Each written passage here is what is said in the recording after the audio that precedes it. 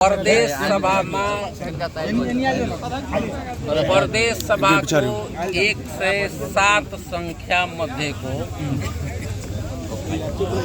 107 संख्या मध्य को लगभग 84 जना 2/3 भन्दा बढी संख्या को जनप्रतिनिधि नेपाली कांग्रेस, जनता समाजवादी पार्टी, जनमत पार्टी, माओवादी केन्द्र, लोकतांत्रिक समाजवादी पार्टी, नेकपा एकीकृत समाजवादी पार्टी र नागरिक उन्मुक्ति पार्टी यति 80 जना 84 जना भन्दा बढी प्रदेश सभा सदस्यका प्रतिनिधि नेताहरू माननीय प्रदेश प्रमुखज्यूलाई भेटेर संयुक्त रूप में हामी आग्रह गर्यौं।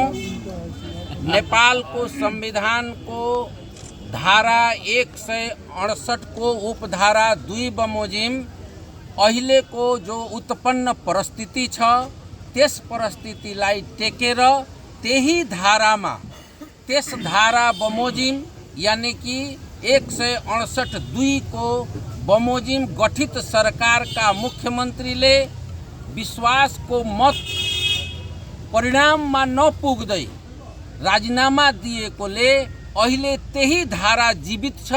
संपूर्ण कानूनविदहरू, संपूर्ण संविधानविदहरूसँग हामी छलफल गर्यौं।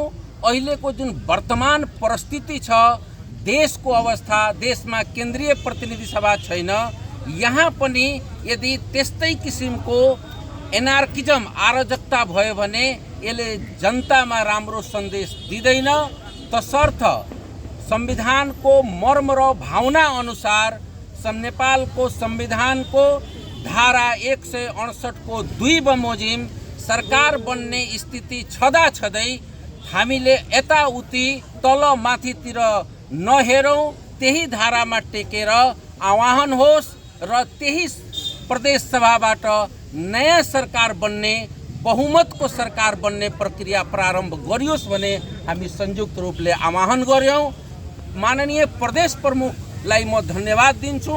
उहाँले यो विषयलाई अत्यन्त गम्भीरतापूर्वक र सकारात्मक रूपमा लिनुभयो र उहाँले भन्नुभयो अहिले केही पनि प्रोग्रेस भएको छैन, काम चलाऊ मुख्यमन्त्री हुँदै हुनुहुन्छ, तपाईहरुको यति राम्रो जनसंख्या आएको छ, संख्या आएको छ, सम्पूर्ण गंभीर नेताजीहरू तपाईहरु हुनुहुन्छ, दलका नेता हुनुहुन्छ, प्रदेशका अध्यक्षजीहरू हुनुहुन्छ।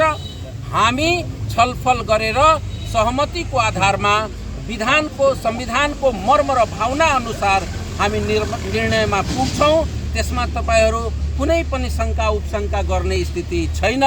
बजारमा जो हल्ला छ, स्वघोषित मुख्यमन्त्रीहरू घुम्दै हुनुहुन्छ, त्यो स्वघोषित मुख्यमन्त्रीको पछाडी लाग्नु हुँदैन।